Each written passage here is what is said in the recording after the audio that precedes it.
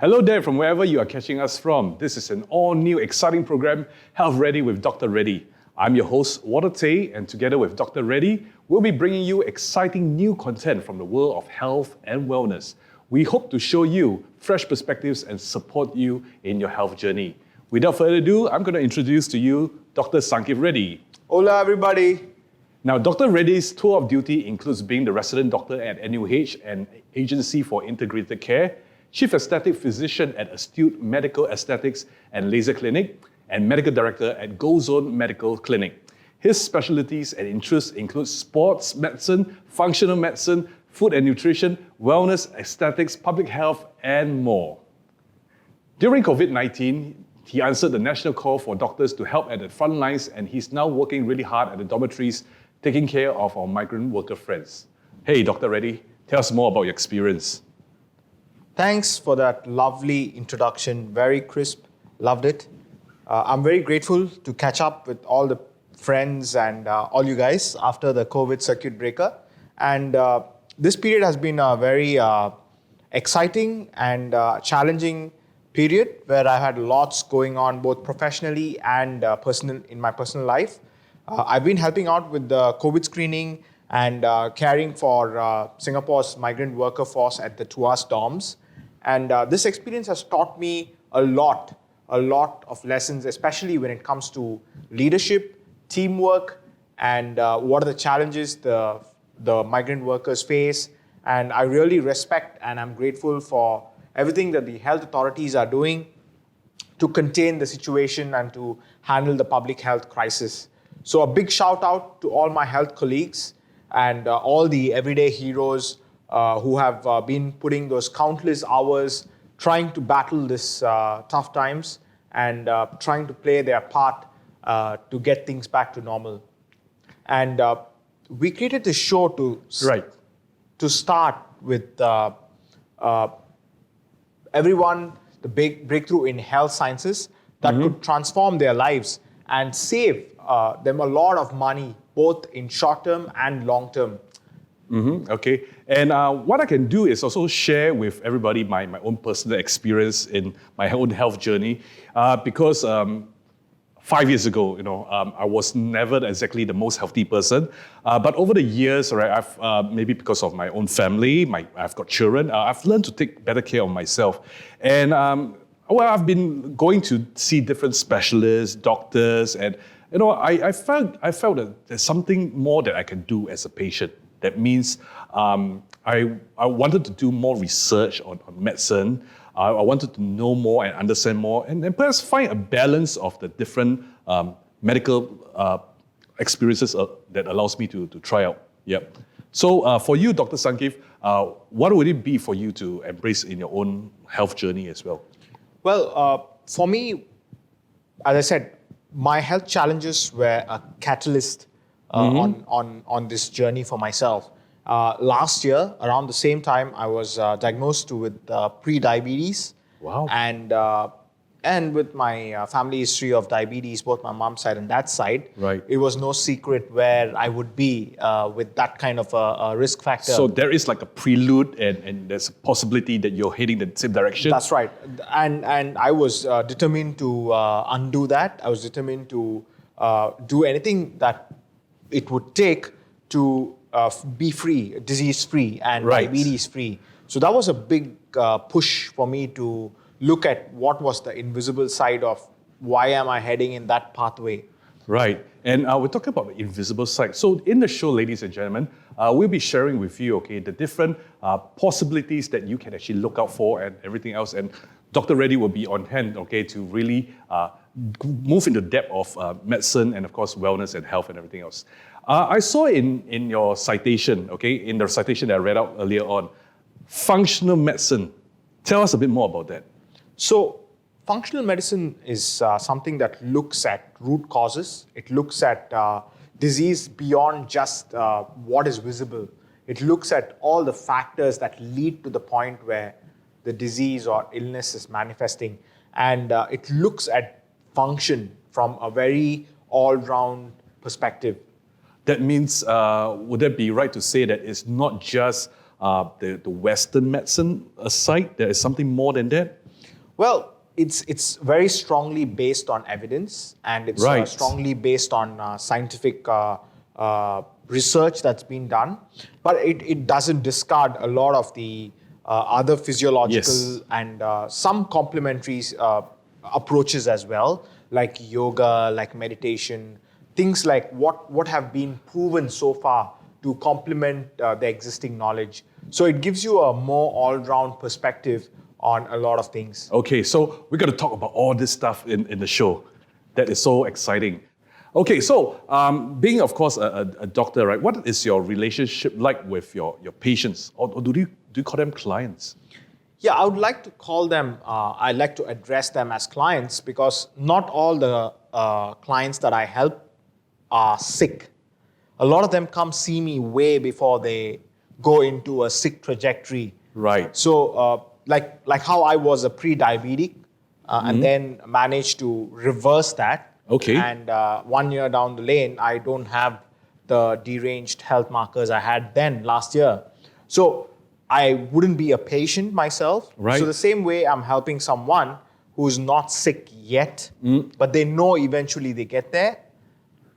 So I like to call them client. Wow, okay. So we are going to show you this and more in this show. When we return, we will explore the world of health and wellness in Wellness Redefined.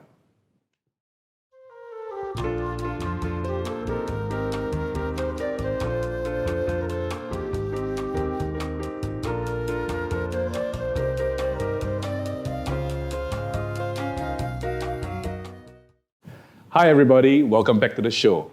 In this segment, we will be, of course, redefining wellness.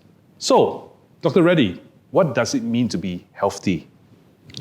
Well, in a traditional sense, health is defined as the absence of disease. But the question of optimum health, we look at everything, not just the absence of disease, but we look at happiness, we look at energy, we look at sleep, we look at physical fitness, we look at flexibility, we look at overall health, sexual health, digestion. So we look at everything when it comes to overall health. Wow. All along I thought, being healthy means you're free of disease, but there are like so many things to look at. That's right. I mean, health is not just the lack of symptoms. It's not just living long. It's not just a disease-free living. Right. And there's a lot more to it. There's feeling good, lots of energy to do what you want to do. And are you sleeping well? Do you wake up feeling fresh? All that would come into the definition of health. Wow, this is so much more than what I've learned over the years about health and everything. So, Doctor, could you take us through some aspects of it? Definitely. So, medicine, as it is of today, focuses on the study and treatment of diseases. And health is defined as the absence of disease. But the moment you go into the paradigm of wellness, you start looking at things a lot more differently, a lot more holistic, a lot more complete. Right. It's like the different segments coming in together to make it whole. Yes, holistic. It kind of integrates, the different elements integrate, and then it comes as one whole piece. And how each element, like how your sleep impacts your mood, how your mood impacts your digestion, how your digestion impacts your performance in sport. So it kind of like all fits into the same, like a jigsaw puzzle. Right. Wow, this is a huge jigsaw puzzle. And I think in the episodes to come, we're going to unveil all this whole big picture for everybody. Definitely. I mean, Right. it was really exciting when you came and proposed about the show and how to like share what we know to the whole, like the people out there. So I was really grateful with the opportunity to share my passion and this information. So optimum health and wellness has always been a personal motive of mine, and inspired by my mentors and teachers to pursue that. And it integrates rest, it integrates sleep, it integrates activity, exercise, nutrition, genetics. So there's elements to it that we can really bring forward that will educate and empower a lot of people. Well, in my own understanding of health, it also encompasses not just the physical health, but it also encompasses emotional health, mental health as well. that's something that we probably would like to talk about it, in the episodes to come. Definitely. Mental health, emotional health is a big topic to understand what is wellness. Right. And I think it brings back the focus to what's the key balance. We call that homeostasis. Homeostasis, Yeah, okay. homeostasis. It's the fine balance that exists between the different systems of our body, of our health, like how our digestion, the nervous system, our hormone system, our rest and sleep, how all of that is interconnected to Right. maintain the fine balance. That's called homeostasis. And Okay. oftentimes, when that balance is disturbed, that's when disease manifests. Okay, so that means before the actual disease, something happened, and are we looking at the real cause of the disease? That's right. That's the invisible part that most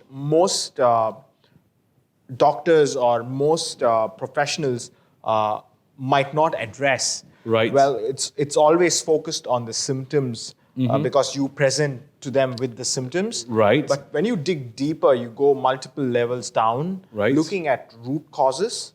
That's when you discover what has led you to that state where you are sick and you are actually having symptoms. Okay, maybe if you can, Dr. Reddy, share with us an example of that. What are we looking at? Okay, like for an example, if you've presented with a fever, Okay, a fever, right? fever.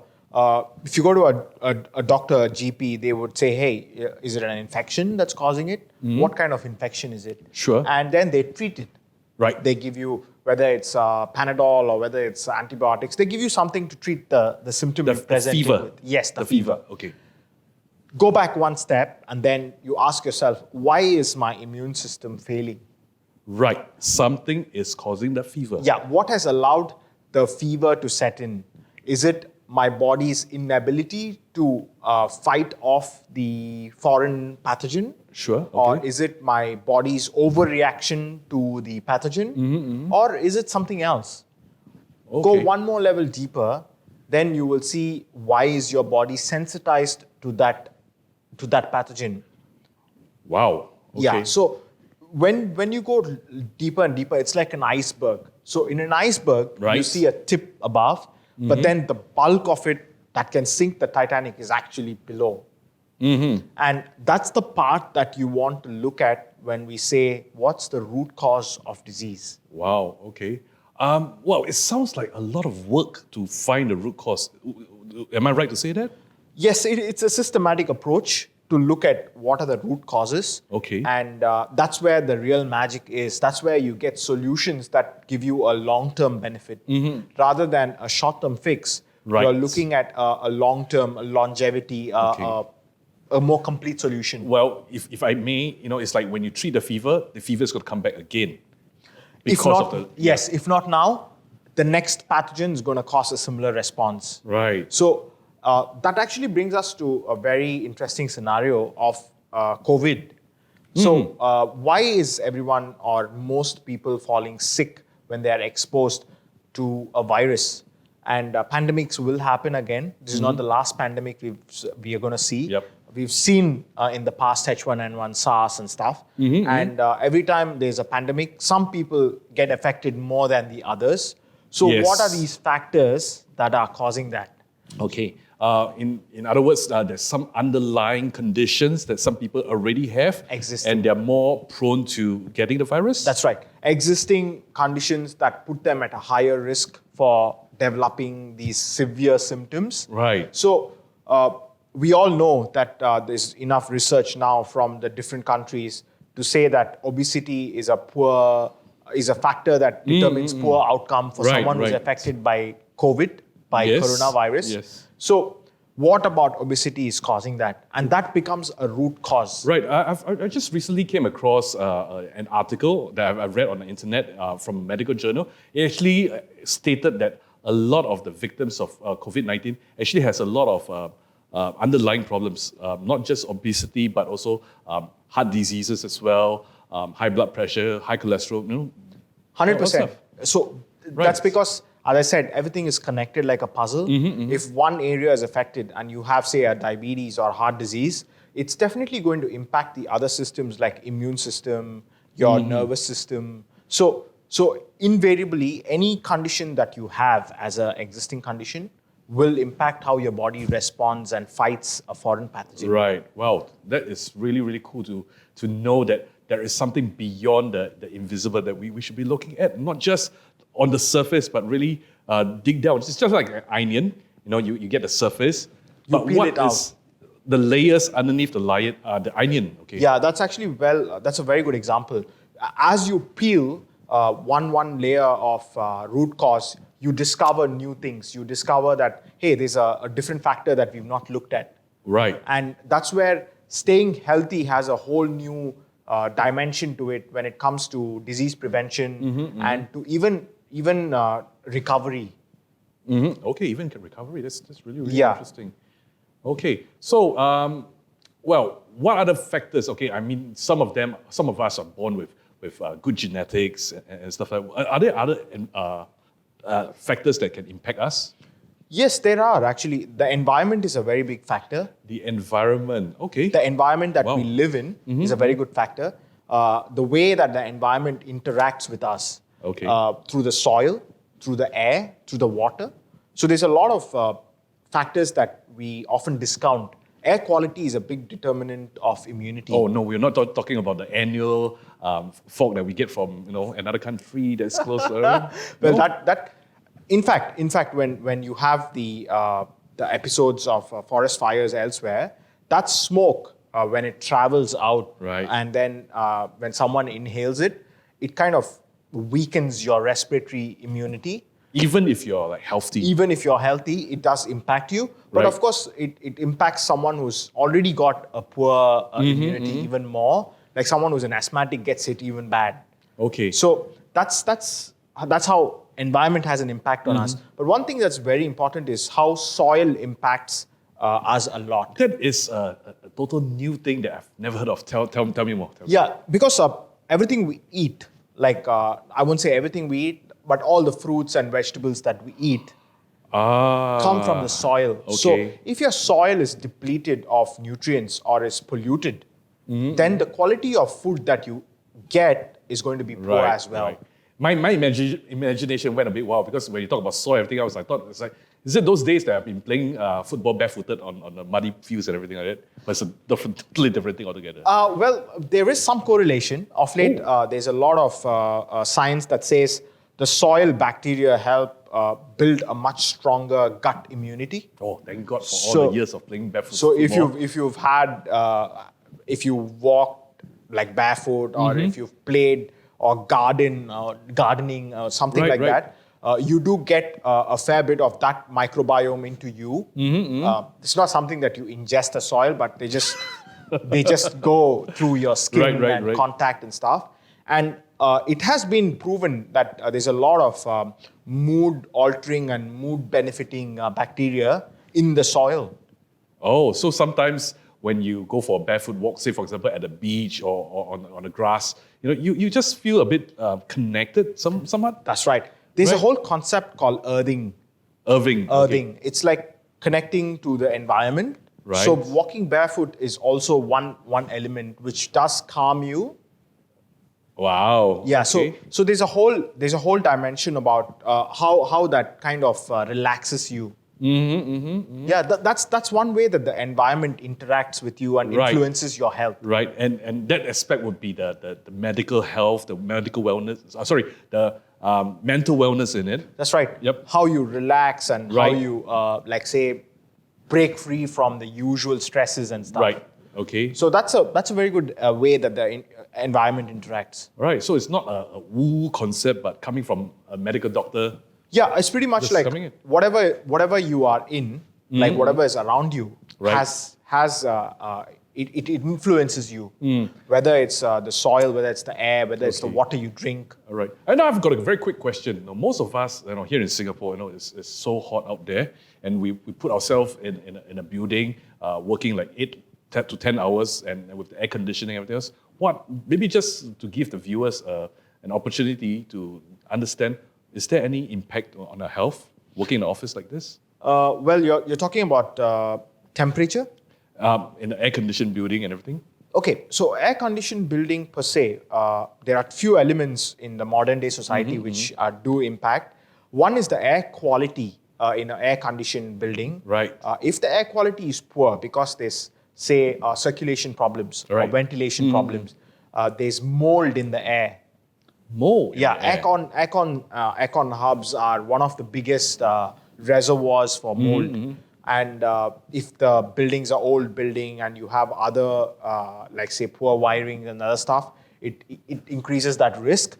But there's definitely an impact on air quality based on, like say, the aircon circulation and stuff. Wow, this is a lot of new information. And well, is it new for you? Well, we have to find out more about it in future episodes. Now, so we've talked about the environment and everything else. We also talk about soil. We talk about so much things. Are there other parts of it that's going to be coming in future episodes? Well, the most important, actually, I would like to say is food. Food. Okay. We all love to eat food. Singapore is a food paradise. And how that impacts health, how the food choices impact health and disease, that's something that I think is a big part of what we want to share. Okay. And yes. Right? I'm looking forward to the episode already. And sleep and rest is the next pillar we want to talk about. And of course, Singapore is also another place where everybody likes to exercise and stay fit. Right. Especially the guys. Yes. And that's something that we also want to talk into. What's the role of exercise in health? Right. So it's not just exercising for exercising sake, but also how does it impact the health and how does it actually move the body and everything? That's right. It goes beyond just weight loss, or it goes beyond just maintaining weight, healthy weight. Okay. There are other benefits that we want to talk about and share that actually go deeper into what are the root causes and how these are altering the different areas. Right. Okay. So there is like so much information coming on and everything else. And that's the reason why we're also taking this opportunity to share with everybody, okay, to redefine what is wellness. So, Doctor, tell us more. Are there other areas that we should look into? Yeah, I would say one of the biggest areas that has been impacting people across the globe is obesity. Would that be the food that we eat? Food, yes, as I said, food plays the most crucial role, the biggest role. And there are other factors like stress. Stress, okay. Stress is one of the biggest root causes for disease. 60% of common health conditions are related to stress, according to the American Medical Association. All right. Yeah, and other conditions also like diabetes, like cancers, like heart disease, have all been linked to stress. So stress is a big thing that people tend to push aside, saying is not a big feature. Right. But it has deeper impact on one's health. Okay, I mean, I can totally relate it when I feel stressed up and everything else. You know, I normally just write it off and say, oh, it's going to be mind over matter and, you know, I'll get over it somewhat. But then again, it's always at the back of the mind, you know, and everything else. And in a way, my performance, whether is it at work or even at play, you know, it's like it's still there, you know. So am I addressing the root cause or not? That's the thing. Yeah, it's interesting because when you experience stress, you also look at it as, is it good stress or bad stress? Is it something that you can handle or you cannot handle? Okay. So stress has multiple dimensions to it. And some of the things we like to talk about in future episode is how do you handle stress better? Right. Okay. What are the techniques you can use to work on that? Stress impacts your digestion. Stress impacts your mood. Stress impacts your sleep. Stress impacts your focus and clarity. Stress impacts your immunity. Right. So if you realize how deep that goes, then you come up with ways on how do you identify it and manage better. I think that is one episode that a lot of Singaporeans here definitely need. Yeah, I guess modern day stress and success go together, hand in hand. Right. When you want to succeed, there's no way you can avoid stress. Okay. So then how do you manage the stress? How do you handle it better? How do you develop ways to kind of get going with it. Okay, and see that it doesn't impact you negatively. Right. And I think also during this time of the COVID-19 period, okay, a lot of us are probably feeling a bit stressed up as well with the isolation, with all the news that you see on social media, everything else. I think somehow it gets to you, even though you are like, yeah, okay, I don't have this, I'm staying at home safe and everything, but somehow it still gets to you. Yeah, definitely. That's why I said stress is something that one can't avoid in today's. It's just how you see it and how you handle it. So some of the common things one can do to manage stress better or handle stress better is identify it first, acknowledge that the stress exists, manage your time better, then have some me time. That's very important. Me time. People often just don't look at themselves as being important. Yep. So, I think it's really important to really take care of yourself first before you can actually take care of others. Yeah. And learn to say no. The me time comes in when you learn to say no and give yourself that option. Okay. Because if you never say no, then you are putting unnecessary stress on yourself. I can totally relate to that. And then exercise is one very good way to loosen up those knots, loosen up the nerves, break free from the routine. Right. Because exercise produces a lot of good hormones and endorphins, which modulate stress as well. Just speaking to you on all this, it's actually setting the context for all the episodes to come and everything else. Because there are really so many aspects to look into health and wellness. Okay, it's a lot of things going on, and you might find new information coming to you and everything else. So what we can do is actually break it up into pieces. Okay, in all the episodes and share with everybody, all right, the different aspects of all the different pieces and everything. That's the topics that we cover here. I guess it goes on for hours and hours.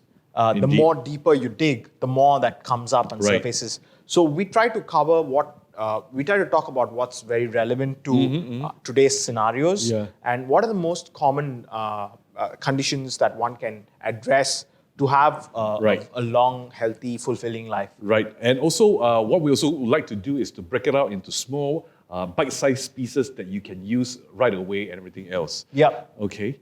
Sure. So one area that I would love to discuss more would be about food. And yes, there's a lot more when you look at food. Food is not just for energy purposes, not just for living.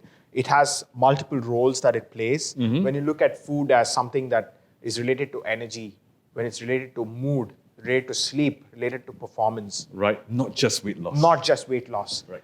It's related to your hormone balance. It's related to the inflammation in your body. Yeah. So there's so much dimension to it. And not only that, I think it's like, for example, one example I like to bring out is there are so many different reports on, say, for example, eggs. Some say it's healthy, some say it's not healthy. So we hope to break the myths and dispel, and go to the truths of what is really. That's right. We wanted to actually share with you all about what are the common myths that people have about food. What's good to eat? What's not good to eat? What's healthy? What's not healthy? How much should you eat? Is too much of that good? Too much of this good? So we go into all of that, at least from a very science-based perspective on what's true and what's not. Right. Okay. Wow, there's so much going on for all of us. Okay, now what's going to happen is, all right, in the next set, we're going to bring our special guest onto the show, and he's going to share with us his story in that social media post that went viral. So stay tuned.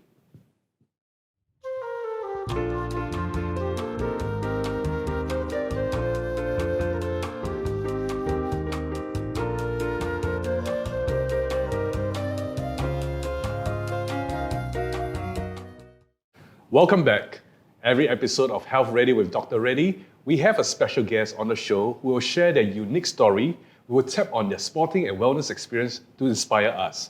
Our guest today had a Facebook post that had went viral.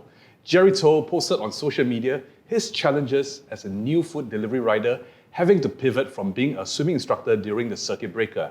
His post struck a chord with many people, as it was a time when many of us were staying home and had to depend on the delivery heroes to bring us our meals. Here in the studio, we have Jerry Toh, swimming coach of the Water Family Enrichment Center.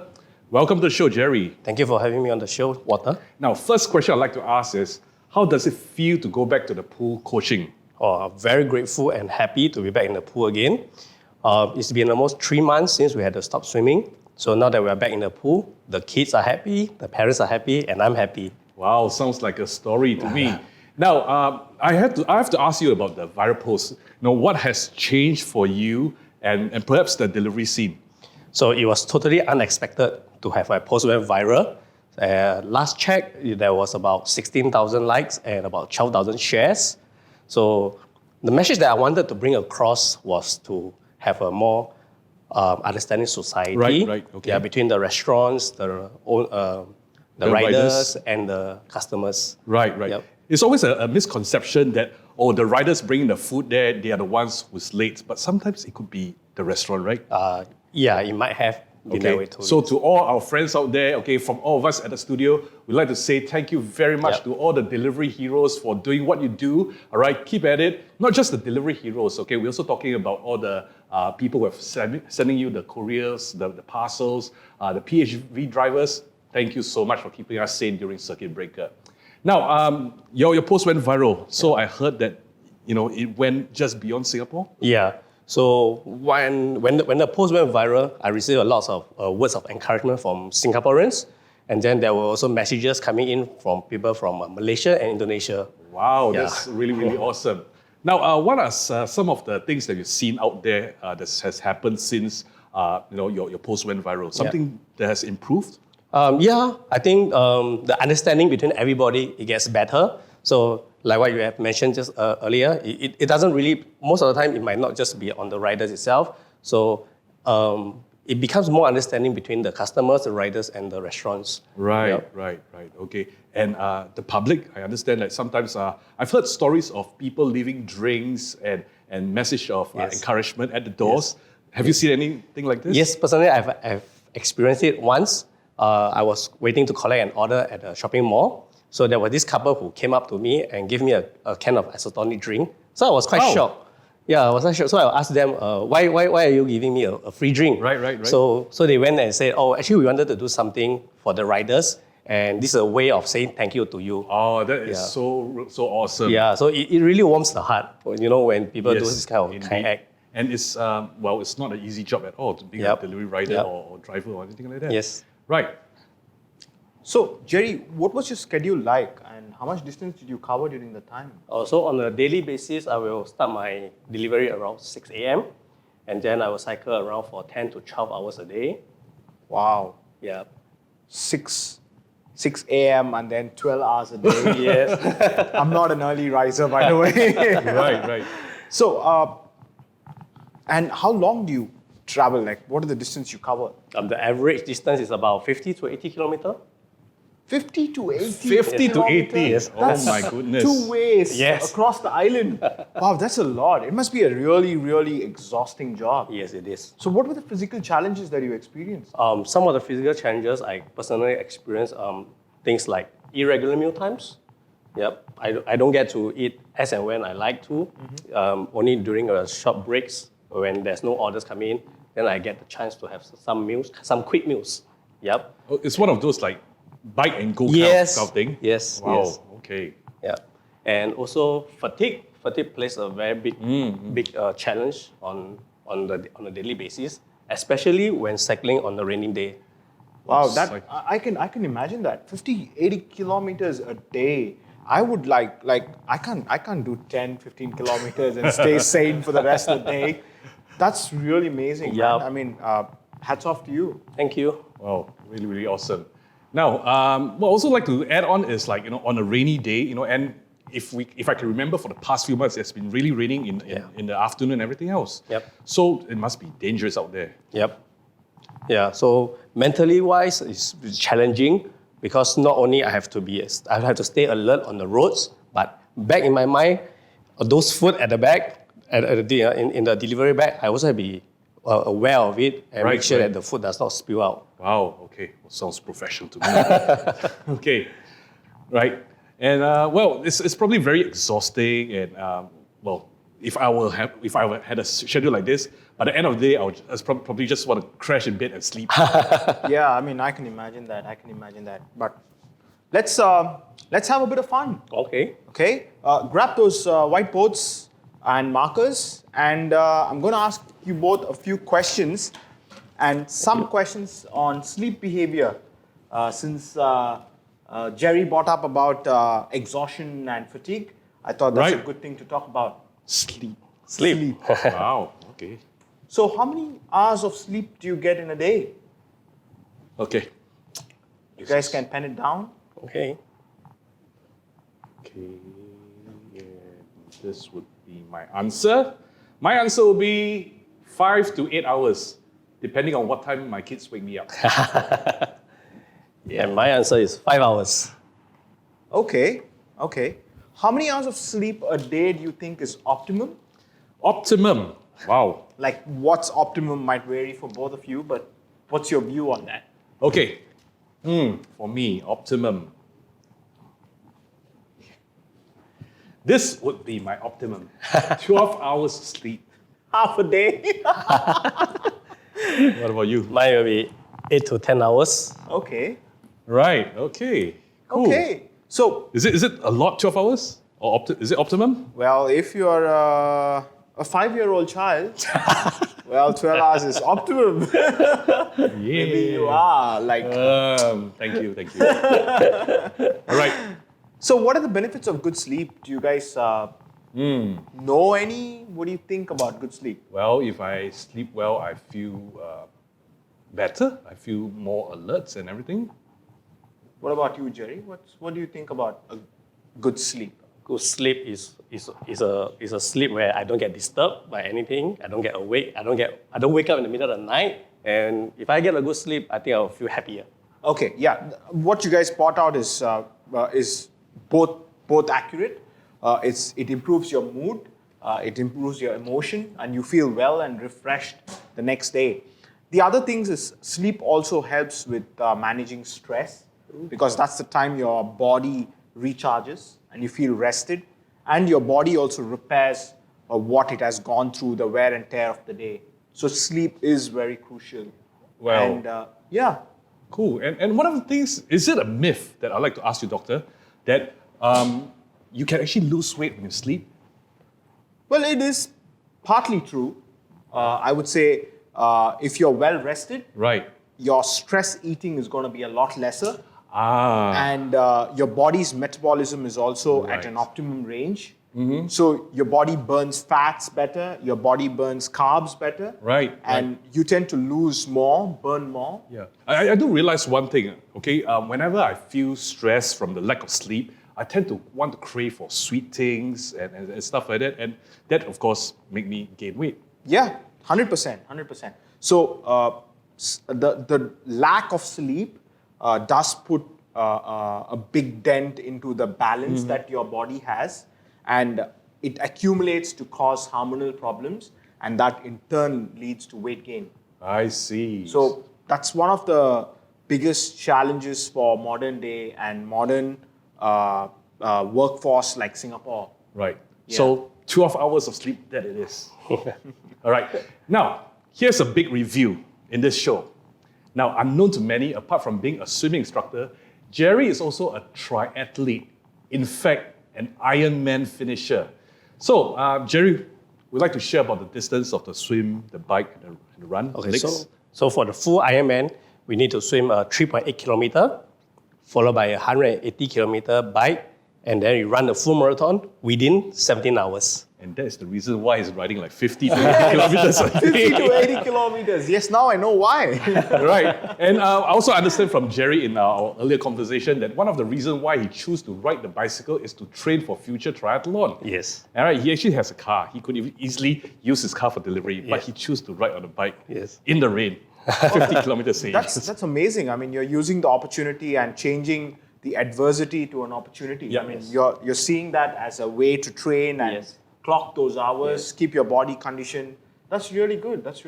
Thank you. And so he's very well qualified to share his cycling tips to the many delivery riders on bicycles. Yep. Okay, so Jerry, the Iron Man, what are your tips? on riding? So what I see on the roads, many of us, we tend to cycle and deliver without helmets on.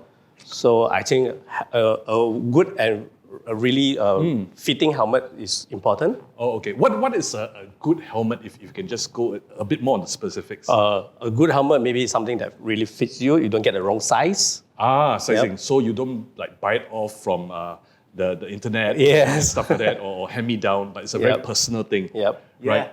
And I think any road safety, I mean, helmets play a big role in road Right. safety. Even if one falls down, it protects your vital part, your brain from getting injured. Right.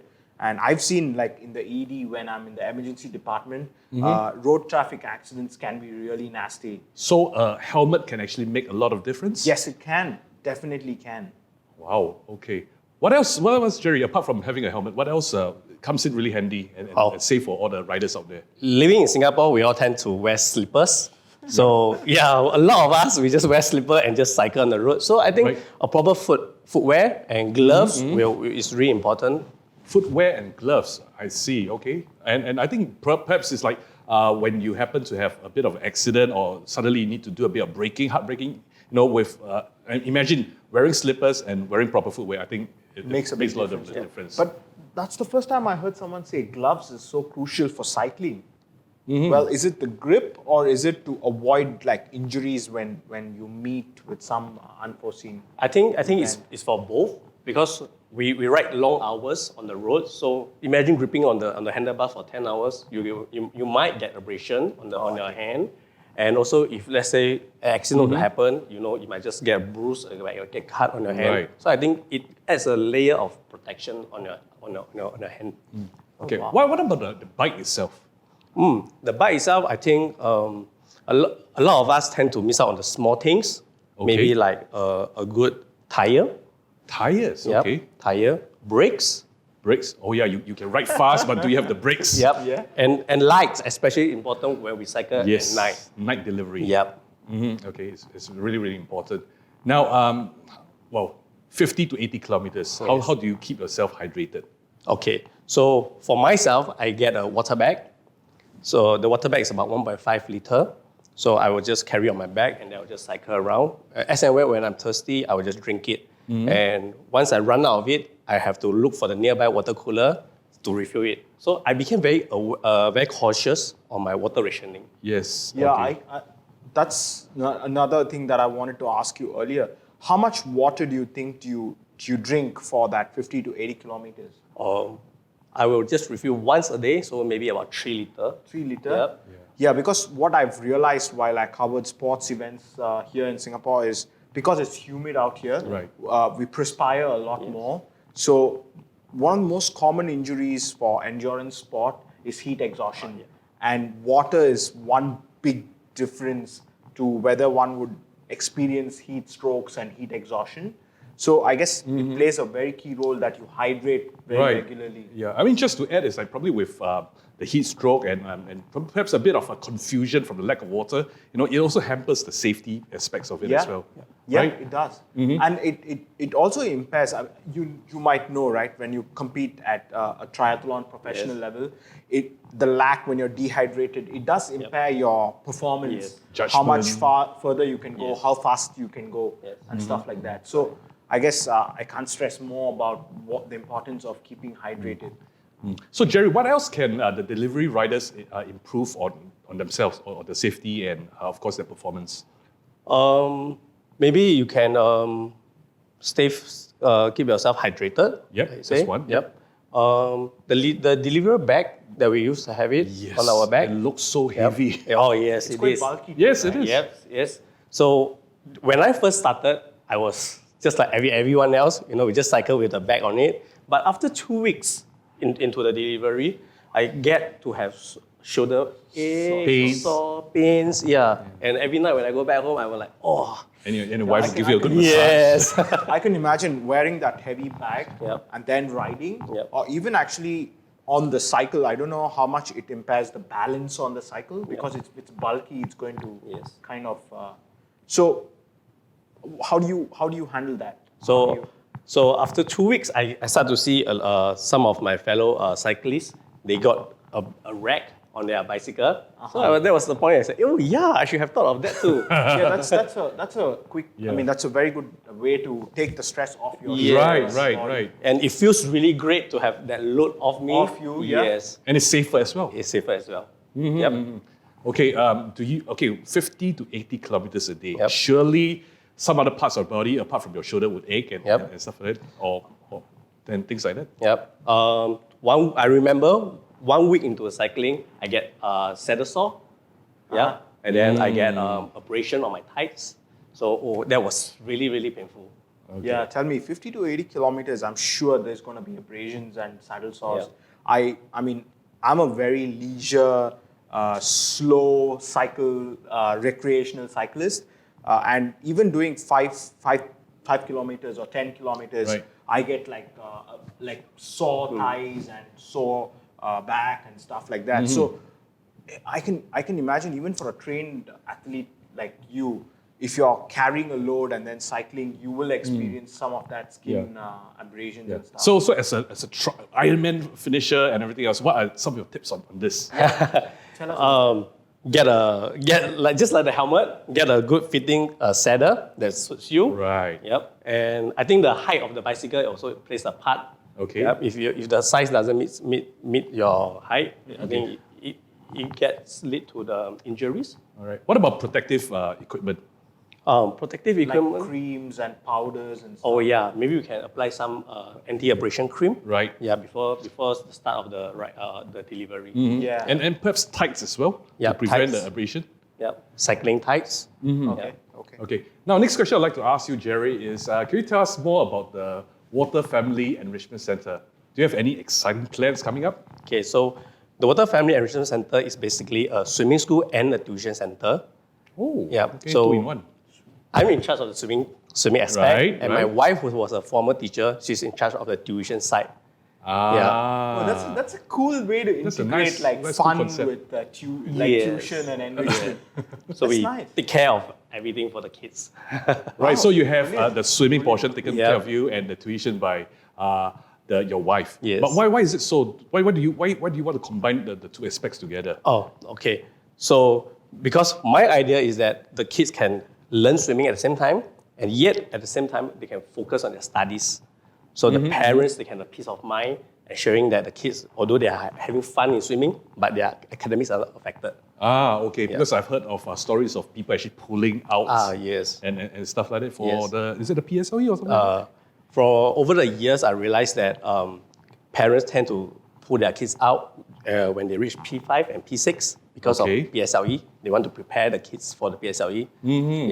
So it clinched in me, that it's such a waste to see potential swimmers giving up because of Right. academics. So that's where my wife will come in and take care of the studies for them. Awesome. Okay. Yeah. So any plans, exciting plans coming up? As we are still in the early stages of phase 2, so we are still taking a cautious approach in resuming all our lessons. Right. But hopefully, when all this is over, we would like to have a swimming carnival where we can bring everyone back together. I think everyone is missing, this kind of gatherings together. Yeah. All right. Now, And I love the idea that he's integrating both tuition and swimming. Yep. Like you have a sound mind and a sound body going together. It's holistic. And it is, yes, I love that idea. Thank you. right. Now, I'd like to find out, okay, the COVID-19 pandemic with so many things happening around us, how has it shaped you? COVID-19 hit me really hard. Without coaching, I would have to use all my savings. So my wife and I actually sat down and then we talk about this. And I feel that it makes no sense to see my savings deplete. So that's where I decided to take up a Grab food delivery. Like doctor say, I make use of this chance to train for my triathlon also, to exercise and keep fit. And I think life is full of challenges. We just got to adapt and try to emerge stronger out of it. I always like to tell my friends, after I cycle for so long, I like to tell them that, a lot of people say life is like riding a bicycle. To keep moving forward, you need to keep on pedal, right? Yes, gotta keep at it. But don't forget, you also need to know when to apply the brakes and change your path to reach your destination. Wow. Okay. That's profound. Yeah, I'm sure this pandemic has changed a lot of perception. Even personally, it has changed mine and everything else. Now, Jerry, it has indeed been an honor to have you at our show. Thank you for speaking up for all the delivery heroes. We wish you the very best in your coaching business and your triathlon competitions. Now, Dr. Reddy and I will come back shortly to share more usable tips on wellness and health. So stay tuned for that. So on that, thank you very much, Jerry, for joining us at the show. Thank you, Walter. Thank you, Doctor. Thank you, Jerry. Thank you.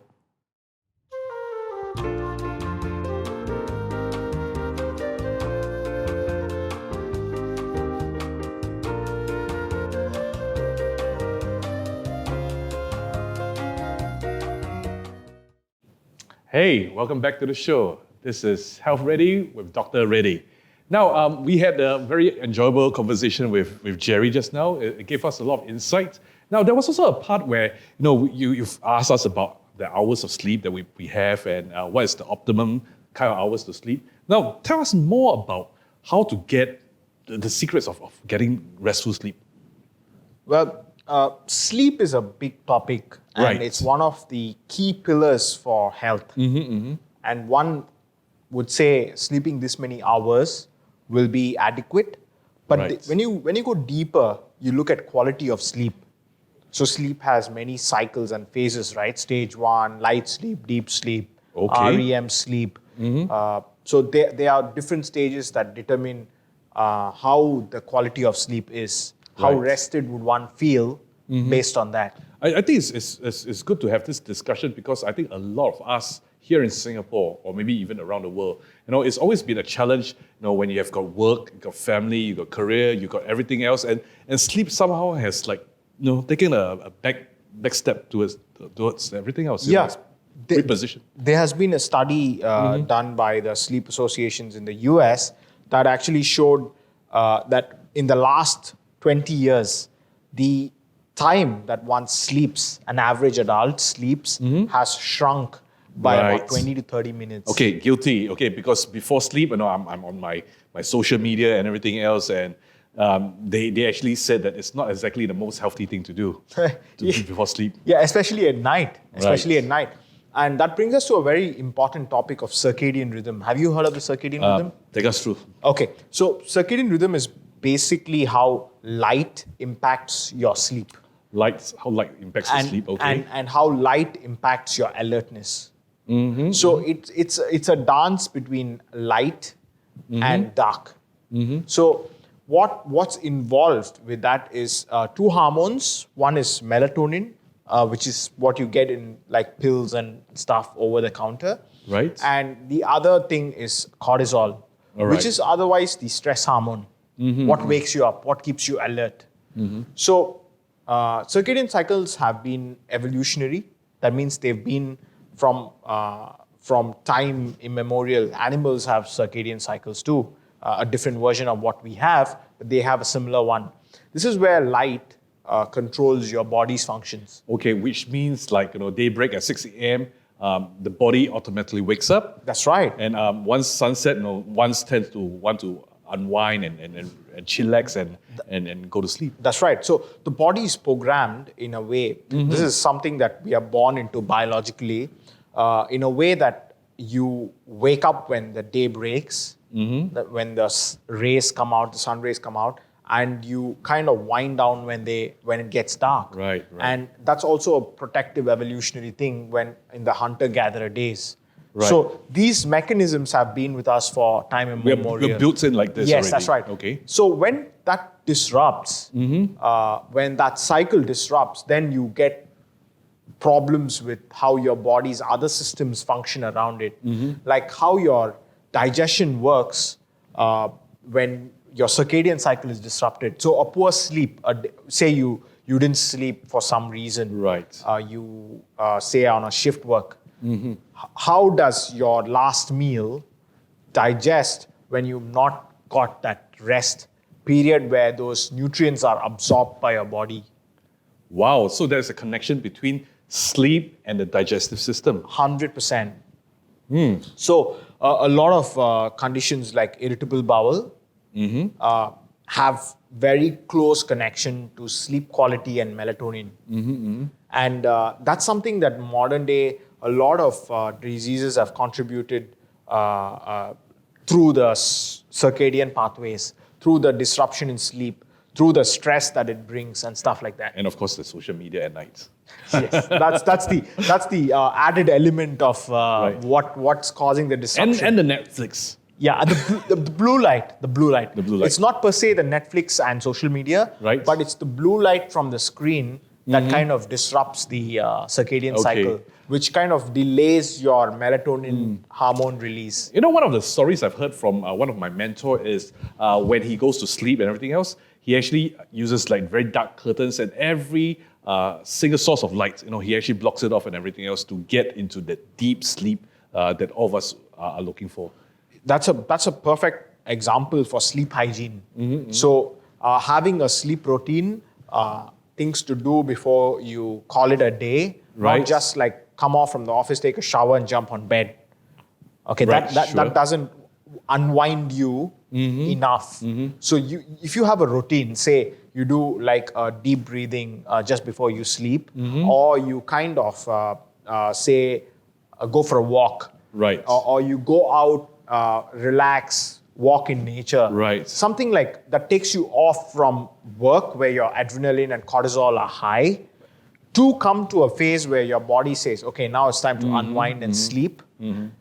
That phase of rest and relaxation is so crucial for your sleep routine. That's something that I really can relate because when I'm on stage, with the adrenaline going on and everything else, by the time I hit the sack and everything, I just can't fall asleep. Yeah. I'm so high and so tense and everything else. And I lay in bed at, say for example, at 1 o'clock, and by the time I really, really fall asleep, it's at 4 o'clock. And my goodness, I can't even go into the deep sleep that I was looking at. The next morning, I feel so bad, so awful. Yeah, you don't wake up fresh. Right. The reason is because in the circadian cycle, at different cycles of the sleep, your body temperature and heart rate vary. So during your deep sleep, your heart rate's supposed to go low. Okay. So we call it heart rate variability. So that goes low. Okay. Your temperature also would drop. Okay. And the body's entire focus is on detox and healing and recovery. Wow. Yeah, Okay. so if you miss that stage of sleep, that is for some reason, your sleep is shallow. Like say you have snoring problem and you don't get to the deep sleep stage, you don't wake up feeling refreshed the next day. And can I just make a wild guess? Yeah. That it leads to premature aging as well? Yes, definitely, because your body is not getting time to recover. Your cells are constantly stressed and like say semi-repaired and rested. So your body doesn't go back to a rested and reset phase. So that accumulates over time and it becomes degenerative. Okay, I'm sure there are a lot of sports people who are watching this channel right now. And how does rest comes in? I mean, they put in, put their body through all the regimens of exercise and everything else. Is rest also important as much as the exercise? 100%. I think for a very well acclimatized and trained athlete, rest and recovery play a very big role on performance. So just before the event, they have to put in hours into training. Yes. At the same time, they also have to prepare for the event by resting and making sure that their body is able to be at the optimum performance on that day, the big day. So it is not just putting in the kilometers and really hitting the gym, hitting the track every day, everything else. There must be sufficient time to recover. Yes, because the pause, it's like music. So in a music, the pause is also as important as the note. Right. So that's what makes it a song. That's what makes it musical. Right. So for sport, it's the same thing. Because when you train hard and you perform at that level where you're putting everything and you're going all out, your body goes through acute stress. Wow, okay. Because you're pushing your body. Then to recover from the stress, you do need that recovery and resting phase. Sleep plays a very, very crucial role there. That's the time when your muscle recovers. That's the time when the nutrients you eat in the food that you take, the supplements you take, are being absorbed for repair, Right. are being used for repair. And that's the time you're mentally also processing your training and your muscle memory, everything. All that happens during sleep.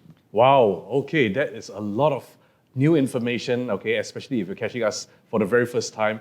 All right, well, we've come to the end of our very first episode. So before we go, all right, this is also an opportunity for us to recap what we have talked about today. Dr. Reddy?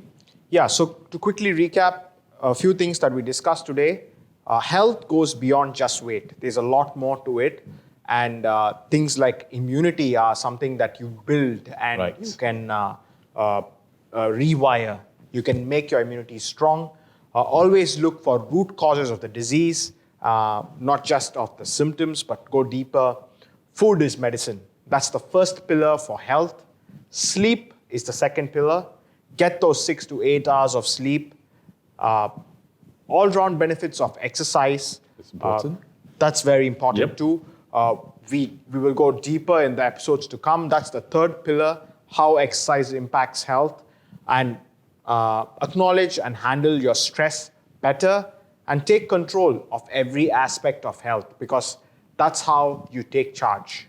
Hey audience, I hope you find this episode of Health Ready with Dr. Reddy enriching. Perhaps COVID-19 is like a wake-up call for all of us to take care of our own health and wellness, not just physically, but also mentally and emotionally as well.